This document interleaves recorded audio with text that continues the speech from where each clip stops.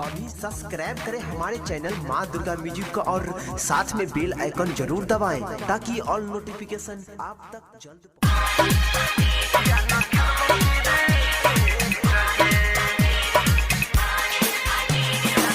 अपने नाम की रीमिक्स बनाने के लिए संपर्क करें अमित आवारा, शैलेश गबर, मेन रोड रोड बांकी। हेलो कौन? अमित दीवाना। हेलो कौन? अमित दीवाना। हेलो कौन? अमित दीवाना। हेलो कौन? अमित दीवाना। तोरा खेत में गरबी के गे जाना खलबो की रे गे तोरा खेत में गरबी के गे जाना खलबो की रे गे ये सिंगल लेबो सिक्स लगा देबो ये सिंगल लेबो सिक्स लगा देबो रोजे खिलाइबो चॉकलेट गे तोरा खेत में गरबी के गे जाना खलबो की रे गे तोरा खेत में गरबी के गे जाना खलबो की रे गे ये सिंगल लेबो सिक्स लगा देबो ये सिंगल लेबो सिक्स लगा देबो रोजे खिलाइबो चॉकलेट गे तोरा खेत में गरबी के गे जाना खलबो की रे दिल के धड़कन, दिल के धड़कन, दिल के धड़कन। अमित दीवाना। अमित दीवाना। अमित दीवाना। अमित दीवाना। अमित आवारा, अमित आवारा, अमित अमित अमित जुरमाना भले भरबो तैयो खेलबो गे जे जुरमाना भले भरबो तैयो खेलबो गे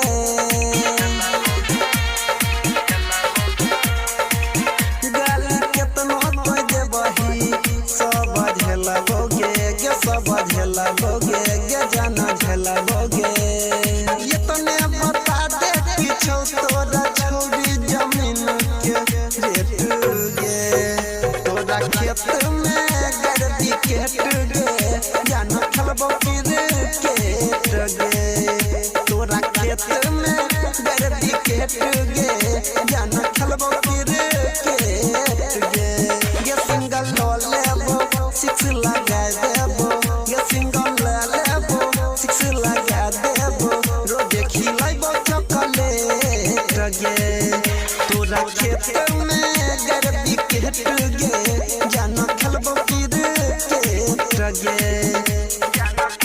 हेलो कौन? अमित दीवाना। हेलो कौन?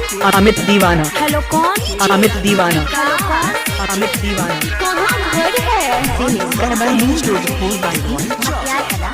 दिल के धड़कन, दिल के धड़कन, दिल के धड़कन। अमित दीवाना। अमित दीवाना। अमित दीवाना। अमित दीवाना। करे कुछ दिन जान तोय तो सुने सबर गे ये करे कुछ दिन जान तोय तो सुने सबर गे